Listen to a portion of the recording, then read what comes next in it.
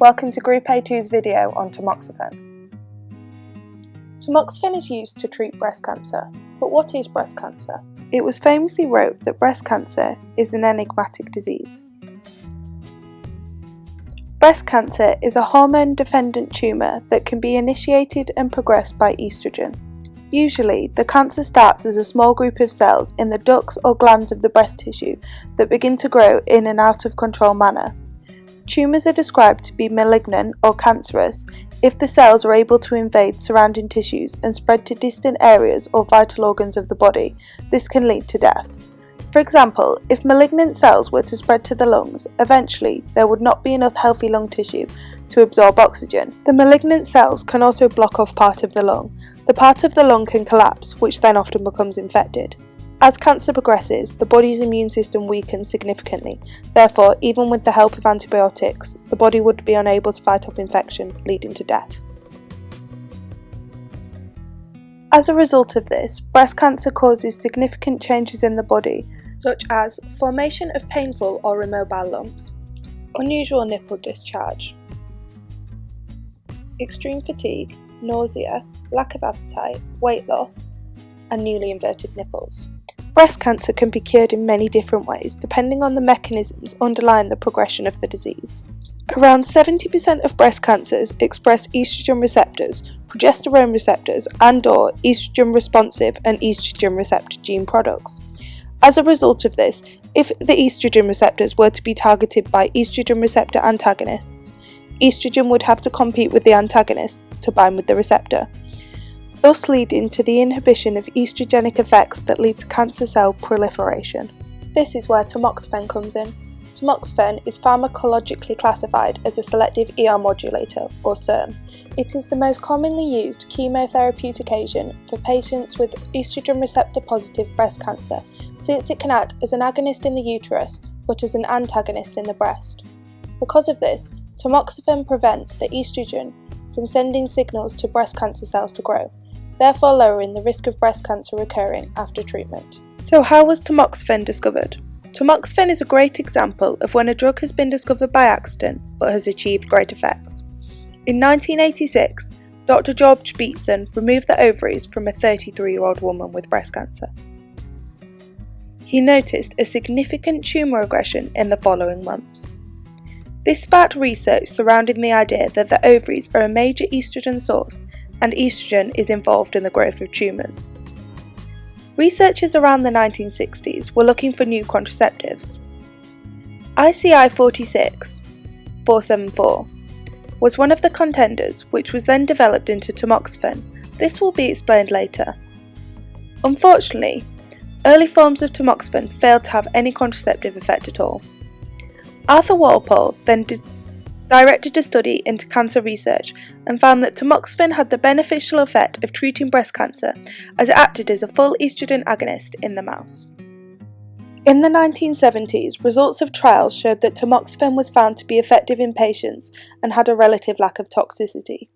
The drug was licensed as a breast cancer treatment in 1972. Tamoxifen did not suddenly pop up as a drug. It went through a long development process. After Dr. Beatson's discovery of the relationship between estrogen and breast cancer, doctors and scientists experimented with a variety of artificial estrogen-like chemicals, such as stilbestrol. In 1937, Professor Charles Dodds developed stilbestrol, which was successful in treating breast cancer. However, the side effects were too severe for widespread human use. After 50 or so years of experimentation, the research hit a dead end in the 60s. The UK company ICI developed the precedent molecule for tamoxifen, ICI 46474. Progress was originally slow until President Nixon declared a war on cancer. The changes shown on screen were made to eventually produce tamoxifen. In the 70s, clinical trials were carried out both in the US and Europe, many headed by Cancer Research UK, before it was finally licensed and became available on the market.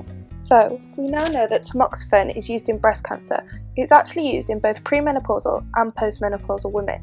It can also be used in men. We also know it's a type of hormone treatment, also known as endocrine therapy. It can actually be used to treat or prevent breast tenderness as well, and occasionally other cancers. In order to know about the pharmacology of the drug, we need to learn the basic structure. These are the 2D and 3D structures of tamoxifen. Two main functional groups can be identified, the substituted aromatic nucleus and the tertiary amine group. We can use Lipinski's rule of 5 to predict if a drug is likely to be orally available. The rules include no more than 5 hydrogen bond donors, no more than 10 hydrogen bond acceptors, a molecular mass of less than 500 daltons, and a log P not greater than 5.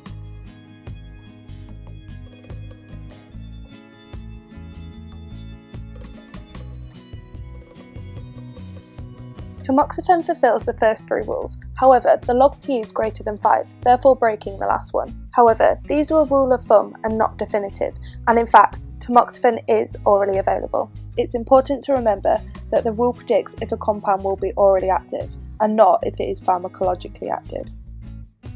As with the majority of drugs, tamoxifen only has one isomer that is effective therapeutically, the trans isomer. The cis isomer has no clinical use. Shown here is the non-stereospecific route of the synthesis of tamoxifen. The first step proceeds through Grignard coupling addition reaction, and a Grignard reagent, phenyl magnesium bromide, is added to the ketone 2-phenyl butyrophenone to produce a tertiary alcohol. The next step is carried out under acidic conditions. A concentrated HCl can be used to remove the methyl group from the phenyl ether. The Cl- from the HCl attacks the carbon. This pushes the electrons to the oxygen.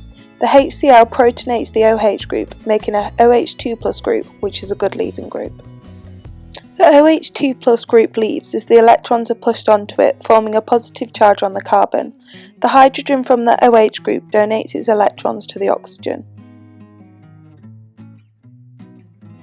This molecule is then reacted with 2-dimethylaminoethyl chloride in an SN2 reaction.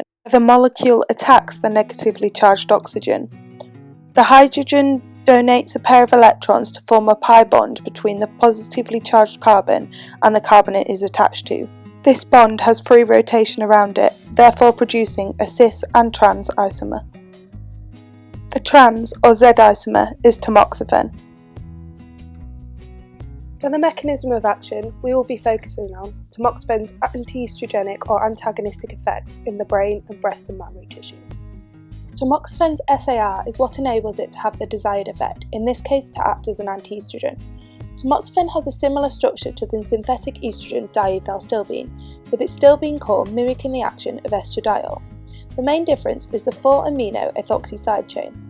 The side chain or tail can be seen clearly in the space-filling models of tamoxifen and estradiol. The effect of the chain will be discussed later.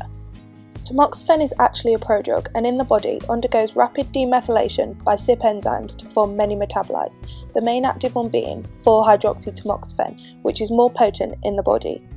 Assays and studies in rats have shown that if the hydroxyl, shown here, is substituted anywhere else, a lower activity is seen. This is because the hydroxyl is located in the equivalent position as the free phenolic hydroxyl of the estradiol. The hydroxyl group appears to help locate the amino-ethoxy side chain into the correct position in the steroid binding site to block estrogen action. There are actually more than one type of estrogen receptor in the body, and this is why tamoxifen has different effects. This will be explored later. We will focus on nuclear estrogen receptors, which are present on the nuclear membrane, because the major transcriptional effects of estrogen result from interaction with these receptors. There are 2 subsets of nuclear estrogen receptor alpha and estrogen receptor beta. Because tamoxifen is an anti-estrogen, understanding the mechanism of action of estradiol in the body helps us to understand the mechanism of tamoxifen. When estradiol binds to the ligand binding domain of a nuclear membrane receptor, the receptor is phosphorylated and undergoes a conformational change to produce a dimer. The dimeric estrogen receptor complex then migrates to the cytosol of the cell nucleus, where it interacts with estrogen response elements, or EREs, which are sections of DNA. EREs are typically found within an adapter protein, such as a promoter, which aids the binding of the complex to DNA. The complex enlists coactivators, such as CoA, which regulate gene transcription. In estrogen-dependent tumours in the breast tissue, this leads to tumour growth. All of this happens with tamoxifen too. However, When the agonist, estradiol, binds to a nuclear estrogen receptor, it causes helix 12, shown in yellow on the receptor, to seal the ligand inside a hydrophobic pocket of the ligand binding domain. It is believed that this conformation allows co-activator binding. This is shown in A. When tamoxifen binds to the estrogen receptor, the amino-ethoxy side chain causes a conformational shift of helix 12. This prevents the receptor binding to the co-activator, which will cause gene transcription. This is shown in B. So as we've seen, tamoxifen binds to estrogen receptors in breast cancer tissue. This means that it also binds to receptors all over the body. Just a few places that estrogen receptors can be found include the CNS, so the brain and spinal cord, the heart and lungs, the reproductive organs, and the bones and blood vessels. Binding to any of these will cause an off-target response, so binding to the right receptor but in the wrong location, therefore giving an undesired response. Martindale tells us many of these off-target responses, but these are just a few. Binding in reproductive organs of females can cause ovarian cysts. Binding in the liver can cause liver failure, increase in levels of hepatic enzymes, and jaundice. Binding in the male reproductive organs can cause nocturnal priapism, painful long-lasting erections, and impotence, erectile dysfunction. Binding in the ocular system can cause corneal opacities, cataracts, and retinopathy. There are some positive off-target effects of tamoxifen. Women suffering with osteoporosis after menopause can see an increase in bone mass. An on-target response is a drug binding to the right receptor in the right location but the wrong response. Martindale tells us that there's only really one on-target response with tamoxifen. With long-term use over 5 years, tamoxifen can cause cancer to metastasize from the breast tissue to the endometrium, causing endometrial cancer. Congratulations for making it to the end. Now you know all you ever need to about tamoxifen. Thank you for watching.